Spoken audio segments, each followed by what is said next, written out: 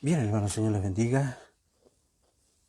Es un placer poder saludarles una vez más, agradecido del Señor poder estar ahí, aquí en la presencia del Señor, entregando una palabra del Señor para cada uno de ustedes. Estamos a la luz de las Escrituras, ya estamos en Colosenses capítulo 3. Recuerden, hermanos, que este es un programa radial que aparece, ¿no es cierto?, en Facebook también, y lo hacemos en vivo, más que nada para que ustedes vean lo que estamos haciendo. Por Facebook, ¿no es cierto?, es radio.cuadrangulares, ¿ya? Y también está por internet. En este caso, usted puede buscar ahí cuadrangulares.cl y ahí aparece también la radio cuadrangular y usted puede, ¿no es cierto?, sintonizar también, apretar ahí el play que aparece en la página y escuchar esto en vivo. Así que, hermanos, damos gracias a Dios entonces por esto. Su mano poderosa nos ha ayudado estos días. Hemos estado bendecidos, Señor, porque siempre buscamos que Dios nos bendiga, hermanos. Así que bienvenidos a cada uno de ustedes, que el Señor les prospere, que Él les bendiga en una manera muy especial. Bueno, en el capítulo 2, hermanos, Pablo expone las razones erróneas para la autonegación. Digamos. ¿Se acuerda que hablábamos del ascetismo, donde un grupo de personas, ¿no es cierto?, se intentaba autonegar en los placeres de cualquier forma, creyendo que de esa manera era la forma para tener aceptación hacia el Señor y tener santidad también. Pero ya en el capítulo 3, hermanos, Pablo explica la verdadera conducta cristiana, hermanos, ¿ya? Y la idea era revestirse, ¿no es cierto?, con la nueva naturaleza, aceptando, ¿no es cierto?, a Cristo, ¿ya? Aceptando a Cristo, hermanos, y dejando morir la antigua naturaleza. Entonces ya ahora empezamos a cambiar nuestra conducta moral y ética al dejar, ¿no es cierto?, que Cristo viva en nosotros, de modo que pueda moldearnos hacia lo que debemos, o lo que debemos ser. Entonces, de hecho, los primeros versículos enfatiza, hermanos, buscar las cosas de arriba. Y esto significa luchar, hermanos, por poner las prioridades. Hay que aprender a poner las prioridades celestiales en lo que se respecta a la práctica diaria y constante. Buscar las cosas de arriba, hermanos, significa preferir lo eterno. Preferir lo eterno, hermanos, antes que lo temporal. Y de hecho, dice, porque habéis muerto. Significa, hermanos, que nuestro deseo ya por este mundo debería ser como el de una persona muerta.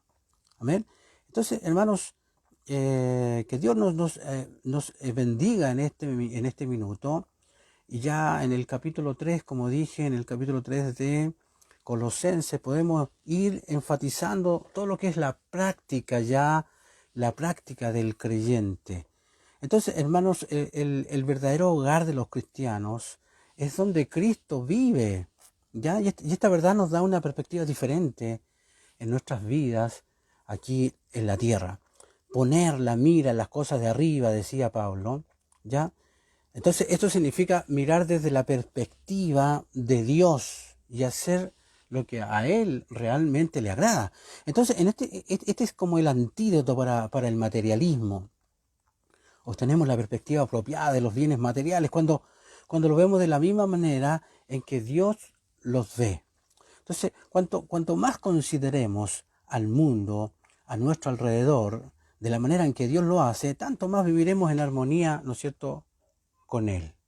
Así que, hermanos, no debemos apegarnos demasiado a aquello que es solo temporal, hermanos. Así que, ¿qué significa, no es cierto?, que la vida del creyente esté escondida con Cristo en Dios. Escondida significa oculta y segura. No es solo un deseo futuro, sino un factor ya que está ya consumado. Entonces nuestro servicio y conducta no ganan nuestra salvación, pero son consecuencia de ella. ¿Te fijas? Porque somos salvos, pasa eso. Entonces, eh, eh, debemos estar tranquilos porque nuestra salvación es realmente segura y viva, ¿no es cierto? Y por lo tanto necesitamos cada día vivir para Cristo. Cristo nos da poder para ayudarnos a vivir por Él, ¿no es cierto? Ahora, hoy, desde ahora, hoy día mismo, ¿no es cierto? Y nos da esperanza para el futuro, no solo para el presente, sino que también para el futuro. Y también sabemos perfectamente que Él vendrá otra vez. Así que lo que queda de este capítulo, ¿no es cierto? Pablo explica que deberían vivir los cristianos, hermanos, ahora a fin de estar preparados. La clave es prepararnos todo lo que podamos para el regreso de Cristo. Y debiéramos considerarnos muertos e insensibles a todo lo que es pecado, lo que es fornicación, impureza, pasiones desordenadas, malos deseos, avaricia, así como las ramas enfermas del árbol. Por algo el árbol es podado, ¿no es cierto? Estas prácticas deben ser cortadas antes que nos destruyan, ¿ok? Entonces debemos hacer cada día una decisión concienzuda para quitar cualquier cosa, hermanos, cualquier cosa que le haga daño a la vida espiritual, ¿ya?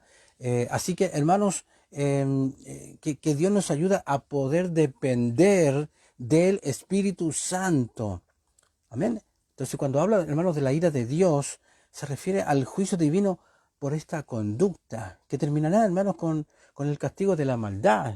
No es bueno que nosotros diéramos la ocasión y la oportunidad para que pudiéramos ser juzgados, así como va a ser juzgado el mundo.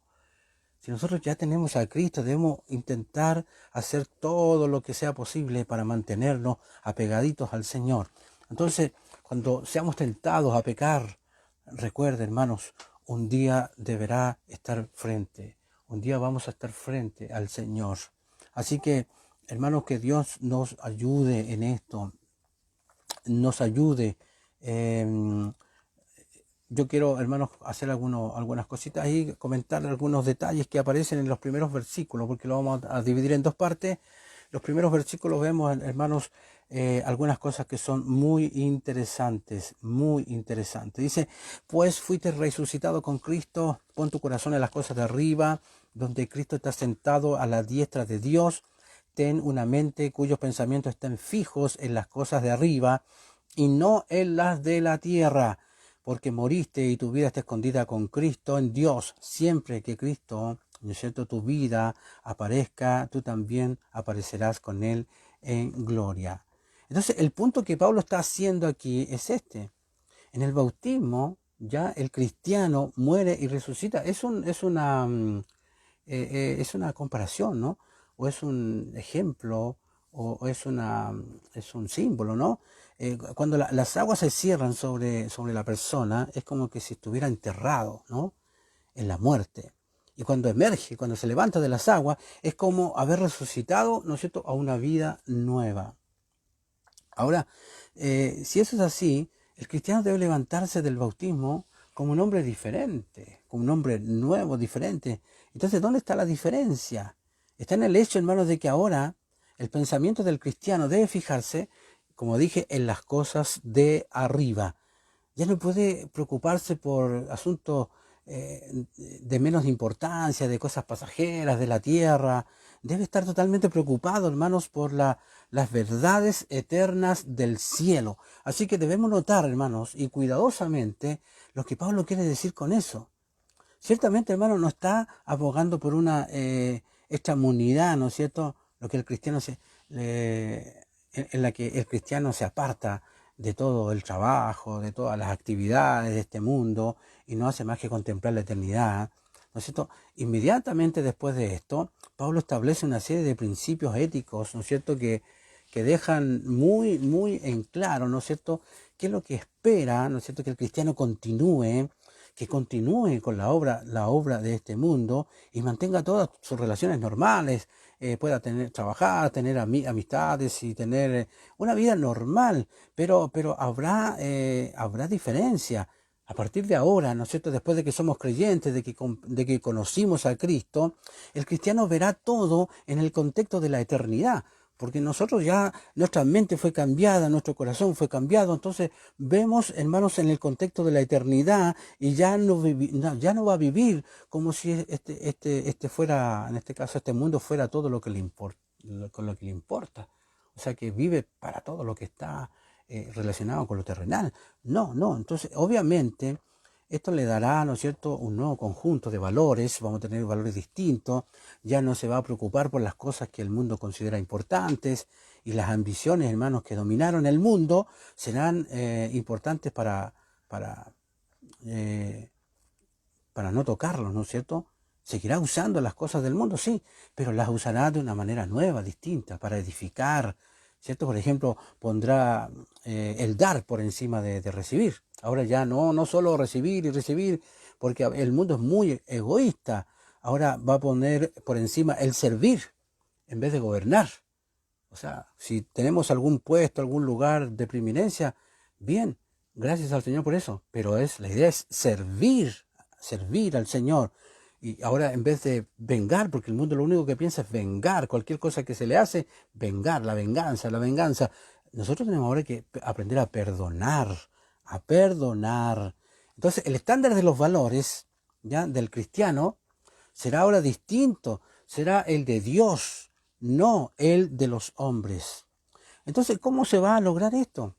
La vida del cristiano, como decíamos, está escondida con Cristo en Dios. Y aquí, fíjate, hermano, cuando habla esto, hay dos imágenes que Pablo siempre usaba, imágenes para ilustrar ciertas verdades. Y lo primero que vemos, hermanos, que hemos visto repetidamente que los primeros cristianos consideraban el bautismo como una muerte y una resurrección, ¿cierto? En este caso simboliza aquello, ¿no? Entonces, cuando un hombre estaba muerto y enterrado, los griegos hablaban muy comúnmente, hablaban de él como si estuviera escondido en la tierra. Así hablaban ellos. Está escondido en la tierra. Pero el cristiano había muerto, ¿no es cierto?, de muerte espiritual en el bautismo, ¿cierto? Cuando nos bautizamos, estamos bajo el agua, espiritualmente hablando, es una muerte, ¿no es cierto?, espiritual. Y no está escondido en la tierra, ¿no? Sino está escondido en Cristo. Simbólicamente, eso es lo que estamos mostrando. Estamos escondidos en Cristo. Entonces fue la experiencia de los primeros cristianos que el mismo acto del bautismo, ¿cierto?, envolvía a un hombre con Cristo. Y una segunda imagen que se puede ver, aquí vemos, hermanos, a mí que hay un juego de palabras que un griego reconocería de inmediato.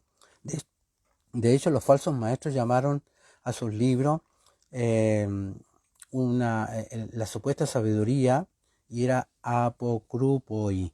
O sea, los libros que estaban ocultos para todos, excepto para los iniciados. Tenían una serie de libros que le llamaban así, apokrupoi, ¿ya? Entonces, vemos que ahora bien, la palabra que Pablo usó para decir que nuestras vidas están escondidas con Cristo en Dios, es parte de esta misma palabra, apokrupte, ¿ya?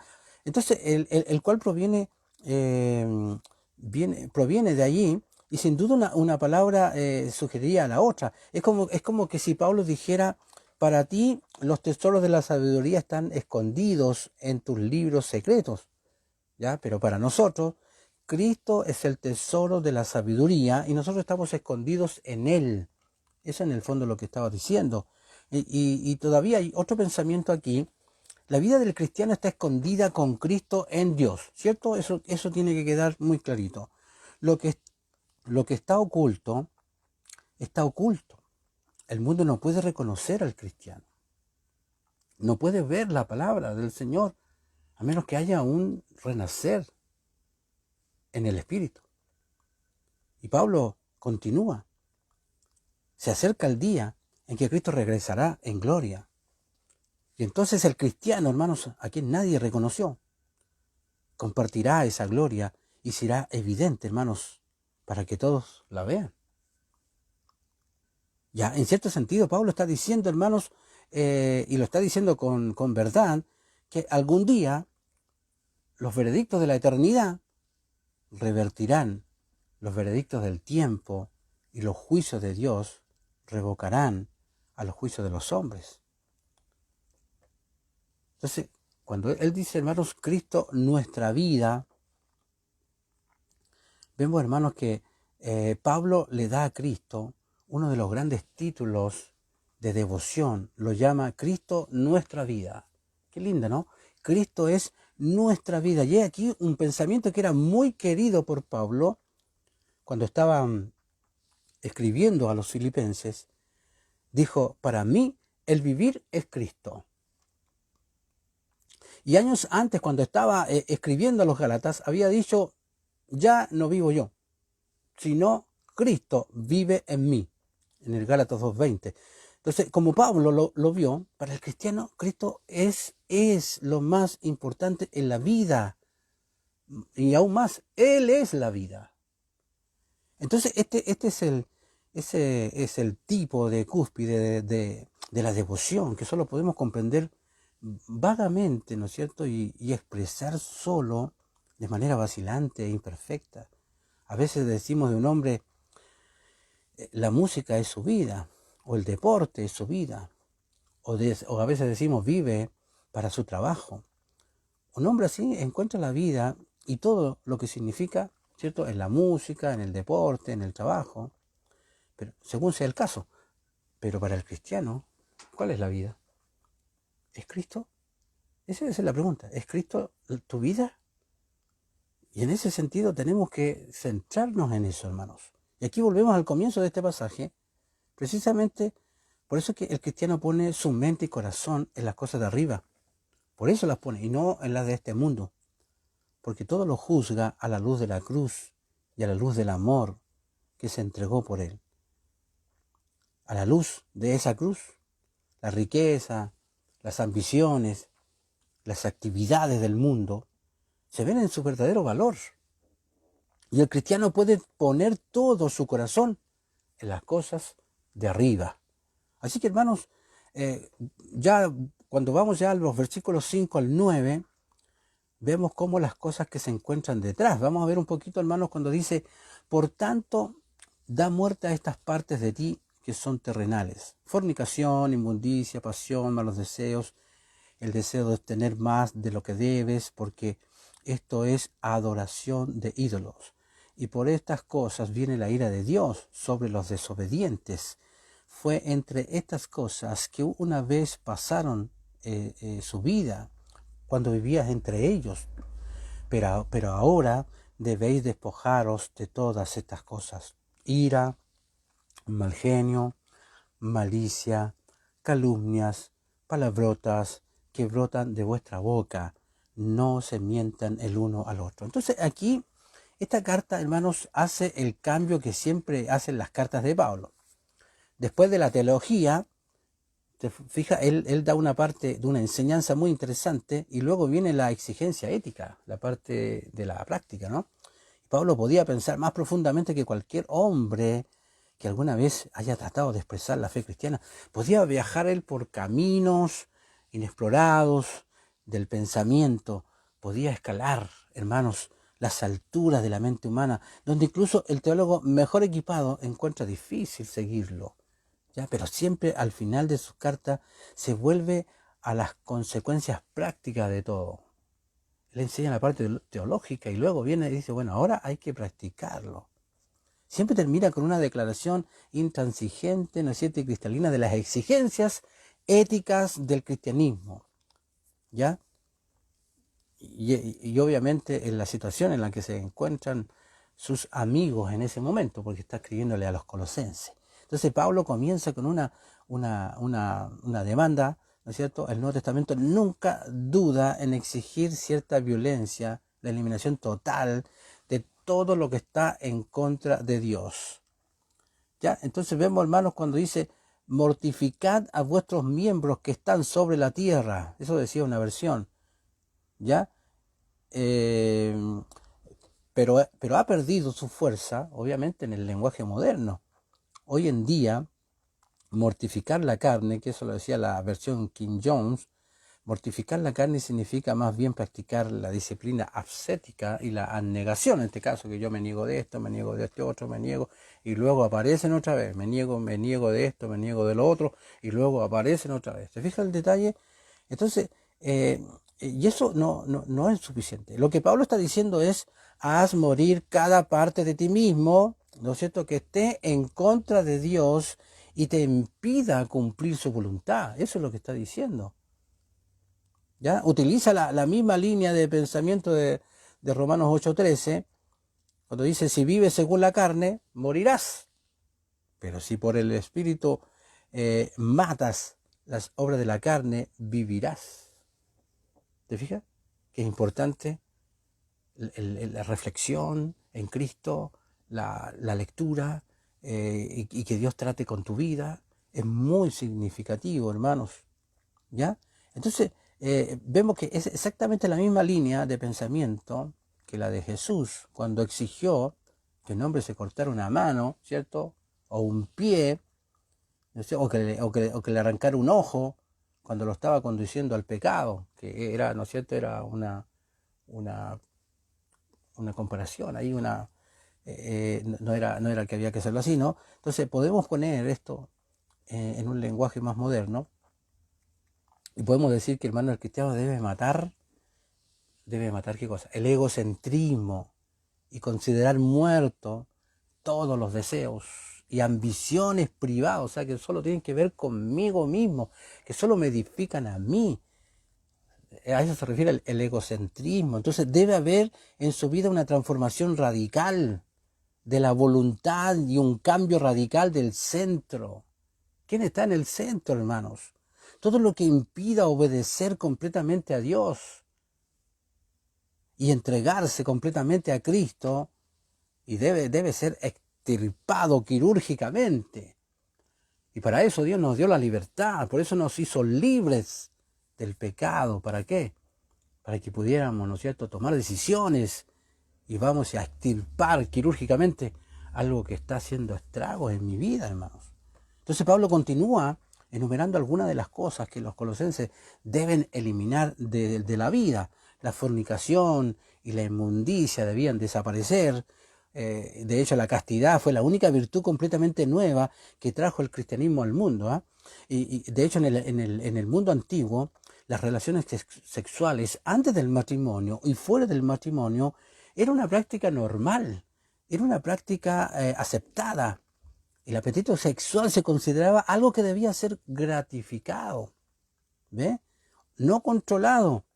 Este es una actitud que hoy no es desconocida, ¿ya? Aunque a menudo se apoya en argumentos engañosos, ¿no es cierto? Vemos, hermanos, cómo eh, hay un escritor que decía, el control de la natalidad, se refería al uso de anticonceptivos, aumenta las posibilidades del placer humano. Había pasión y deseo maligno. Hay una clase de personas que es esclava de sus pasiones y que es impulsado por el deseo de las cosas incorrectas. Entonces, existe, hermanos, el pecado en la versión estándar revisada, llamada codicia, ¿ya? Que se llamaba, en el original se mencionaba como la pleonexia, y es uno de los pecados más feos, ¿no es cierto? Pero si bien está bastante claro lo que significa, no es tan fácil encontrar una sola palabra para traducirlo, ¿ya? Viene de dos palabras originales. La primera mitad de la palabra es pleon, que significa más, y la segunda mitad es echein, que significa tener más. La pleonexia, ¿no es cierto?, es básicamente el deseo de tener más. Y a veces eso pasa con nosotros. Entonces, de hecho, los propios griegos lo definían como un deseo insaciable, y decían que se podía satisfacer, ¿cierto?, con la misma facilidad que llenar con agua, ¿no es cierto?, un recipiente con un agujero, digamos. O sea, no se satisface nunca, hermanos.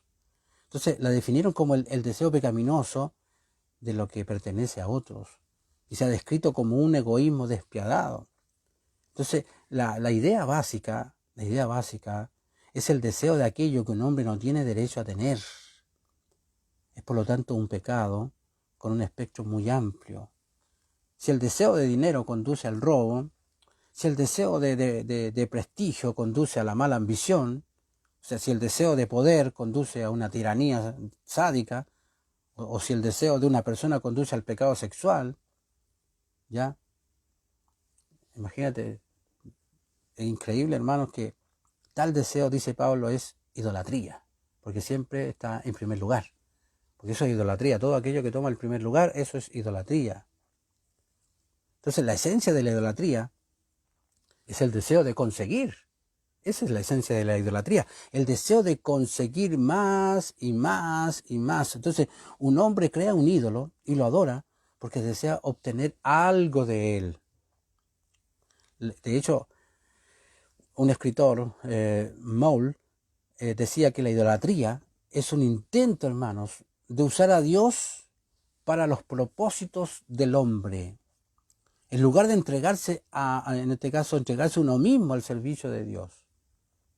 La esencia de la idolatría es de hecho el deseo de tener más y más. O dicho de otra manera, el hombre cuya vida está dominada por el deseo de obtener cosas, ha puesto las cosas en el lugar de Dios. O sea, ha dejado al lado a Dios y ha puesto ese deseo por encima de Dios. Y eso es precisamente idolatría, todo lo que toma el primer lugar en mi vida. Entonces, sobre todas estas cosas va a caer y debe caer la ira de Dios, ¿sí? Porque la ira de Dios es simplemente la regla del universo de que un hombre sembrará lo que cosecha y que nadie, hermanos, nadie escapará de las consecuencias de su pecado. Nadie, hermanos.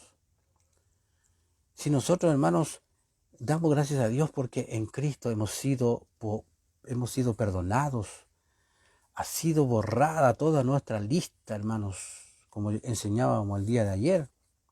La ira de Dios y el orden moral del universo son uno y son la misma cosa. Así que no hay por dónde, hermanos, escapar. Que Dios nos haga entender eso, hermanos. Entonces, hermanos, también en Colosenses 3:8, Pablo dice que hay ciertas cosas de las que los colosenses deben despojarse. Y la palabra se usa aquí, que la palabra es usada aquí es como quitarse la ropa, a eso se refiere, ¿no? Despojarse, quitarse la ropa. Y aquí hay una imagen de la vida del cristiano primitivo. Cuando el cristiano fue bautizado, se quitó la ropa vieja y cuando bajó al agua, y cuando salió, se puso una túnica nueva y de un blanco hermoso, puro. Entonces, como lo hacemos hoy día, ¿no? Solo que nosotros nos metemos al agua, ¿cierto? Con la túnica antes, digamos. Después sale la túnica mojada, pero ellos en este caso, ¿cierto? Se metían, se bautizaban, seguramente con una ropa común y normal, y luego se vestían con la túnica blanca y pura. Entonces se despojó de un tipo de vida. Eso es lo que tiene que pasar con nosotros. Nos despojamos de un tipo de vida y nos vestimos de otra. Y de hecho en este pasaje, Pablo habla de las cosas de las que el cristiano debe despojarse. Entonces, hermanos, en Colosenses 3:12, él continuará el cuadro y hablará de las cosas que el cristiano debe vestirse. Y vamos a mirar estas cosas una por una, ¿no? El cristiano debe dejar de lado la ira, el temperamento.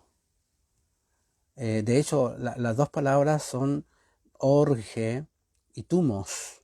Y la diferencia entre ellas es esta. Tumos es un resplandor de ira repentina que se enciende rápidamente y muere con la misma rapidez.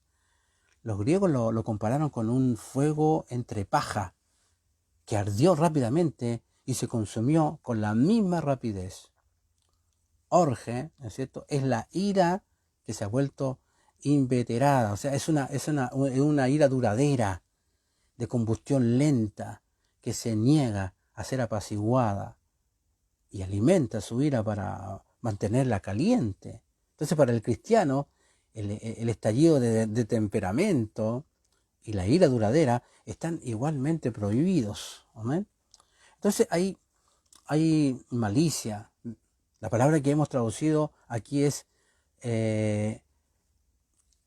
caquía. En este caso es una palabra difícil de traducir, ¿no es cierto? Porque realmente significa esa crueldad mental de la que surgen todos los vicios individuales. Es un mal que todo lo impregna. ¿Ya? Los cristianos deben dejar de lado las calumnias, las malas palabras. No deben mentir, se decía los unos a los otros. Y fíjate que la palabra para calumnia es blasfemia, hermano. De hecho, en la versión King James lo traduce así como blasfemia. La blasfemia es hablar insultante y calumnioso de una manera en general. Y entonces cuando ese discurso insultante se dirige contra Dios, se convierte en blasfemia. Entonces, en este contexto, es mucho más probable, hermanos, de lo que está prohibido, sea la calumnia contra el prójimo, la palabra que hemos traducido como palabrotas es, ¿no es cierto? Es una palabra difícil de traducir, de comentar, pues yo no la voy a mencionar porque son palabras en el original, en el griego, que no tiene sentido mencionarla, pero bien podría significar un lenguaje obsceno. Sí, les voy a decir lo que significa. Malas palabras.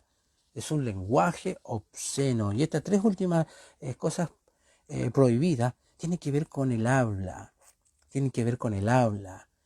Entonces cuando los convertimos en mandatos positivos, en lugar de prohibiciones negativas, encontramos tres leyes para el habla cristiana. Veamos un poquito esto antes que terminemos.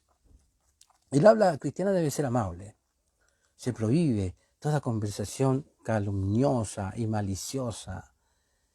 Sigue en pie, ¿no es cierto?, el viejo consejo que dice, antes de repetir algo sobre alguien, debemos hacer tres preguntas. ¿Es cierto? ¿Es necesario? ¿Es amable? Entonces el Nuevo Testamento es implacable en su condena de la lengua chismosa, ¿no es cierto?, que envenena la verdad. Una segunda cosa, el habla cristiana debe ser pura, no solo debe ser amable, debe ser pura. Nunca pudo haber habido un momento en la historia en el que se usara tanto lenguaje sucio como hoy, hermanos. Hoy día es impresionante. Usted va en la micro, donde vaya, increíble cómo la gente... Y para mí siempre he indicado eso, ¿eh? Mientras más grosero, más lejos está. Mientras más hable disparates, más lejos está de Dios. Entonces, hermanos, dice que el habla cristiana debe ser pura, y la tragedia es que muchas personas se han acostumbrado tanto a hablar impuro que sencillamente es algo normal, no se dan cuenta de lo que están, de la forma en que están hablando. Sin embargo, el cristiano nunca debe olvidar que dará cuenta de cada palabra ociosa que se diga. ¿Ok? Entonces, hermanos, y una tercera cosa, el habla cristiana debe ser veraz. No solo debe ser amable, no solo debe ser pura, pero sí debe ser veraz. Entonces, hermanos, un escritor creía, hermanos, que hay muchas más falsedades contadas sin darse cuenta que deliberadamente, y creía que un niño debería ser controlado cuando se desvía en el más mínimo detalle de la verdad. Es fácil distorsionar la verdad, es muy fácil distorsionar la verdad. De hecho, una alteración en el tono de voz o una mirada elocuente lo harán. Entonces, y hay silencios que pueden ser tan falsos y engañosos como cualquier palabra. Entonces, el habla cristiana debe ser amable, no se olvide, pura y honesta con todos los hombres y en todo lugar. ¿Ok? Entonces, hermanos, aprendamos a despojarnos. Vamos a ver aquí, hermanos, los versículos 9 en adelante. Despójate del viejo hombre, ya con todas sus actividades. Vístete del nuevo, que siempre dice se renueva hasta que alcanza la plenitud del conocimiento, decía el versículo del 9 al 13, a semejanza de su Creador. En él no hay griego ni judío, circuncisión ni incircuncisión, bárbaro, escita, esclavo ni libre, sino que Cristo es todo en todos. Entonces, como escogido de Dios, dedicado y amado, vístase de un corazón de piedad, bondad, humildad, mansedumbre, paciencia. Se soporten, dice, unos a otros. Y si alguien tiene un motivo de queja contra otro, se perdonan como el Señor los perdonó. Así deben perdonarse unos a otros. Entonces, hermanos, aquí es muy, muy, muy lindo esta palabra cuando un hombre se vuelve al cristianismo. Debe haber un cambio completo y absoluto en su personalidad. Se quita el viejo yo y se pone el nuevo yo. Al igual, hermanos, que el candidato, ¿no es cierto?, al bautismo, se quita la ropa vieja y se pone la nueva túnica blanca. Así que muy a menudo eludimos la verdad, ¿no es cierto?, en la que insiste el Nuevo Testamento, que un cristiano que no cambia, ¿no es cierto?, a un hombre es sumamente imperfecto. Además, este cambio es progresivo, va avanzando lentamente, ¿ya? Y esta nueva creación es una renovación continua. Hace que el hombre crezca continuamente en gracia y conocimiento hasta que alcanza lo que estaba destinado a ser. ¿Cierto? La hombría o la humanidad y la imagen de Dios. ¿Ya? Entonces uno de los grandes efectos del cristianismo es que destruye las barreras. En él no hay griego, no hay judío, no hay circunciso, incircunciso, bárbaro, escita, esclavo, ni hombre libre. El mundo antiguo estaba lleno, hermanos, de barreras. De hecho, el griego miró al bárbaro y para el griego, cualquier hombre que no hablara griego era un bárbaro. En este caso, que literalmente significaba un hombre que dice bárbaro, o sea que no sabía prácticamente hablar. El griego era el aristócrata, en este caso el aristócrata, ¿no es cierto?, del mundo antiguo, y lo sabía. El judío, en el caso del judío, despreciaba profundamente a todas las demás naciones, pertenecía al pueblo escogido de Dios, ¿cierto? Y las otras naciones solo eran aptas para ser combustible para el fuego del infierno, imagínense. El escita era conocido por ser el más bajo de todos los bárbaros, o sea, el peor de los peores, ¿no? ¿Ya? Lo llamaban los griegos así, ¿no? Poco menos que ser una bestia salvaje, el escita, ¿no? De hecho, lo dice el escritor, Josefo dice esto, ¿no? Y proverbialmente era el salvaje quien aterrorizó al mundo civilizado con sus bestiales atrocidades, ¿no es cierto? Ahora, el esclavo ni siquiera estaba clasificado en la ley antigua como un ser humano, era simplemente una herramienta viviente. De eso se lo vimos en Romanos, me acuerdo, y no tenía ningún derecho, sin derechos propios. No podía casarse, su amo podía golpearlo todo lo que quería, lo marcaba, lo mutilaba si quería, incluso lo mataba si quería, si, por puro capricho nomás. ¿Ya? Ni siquiera tenía derecho, a, como dije, a tener una esposa, una familia, nada. No podía haber comunión, imagínense, en el mundo antiguo, entre un esclavo y un hombre libre. Increíble eso, ¿no? Entonces, en Cristo todas estas barreras fueron derribadas. Amén. Entonces, hermanos, que Dios nos ayude.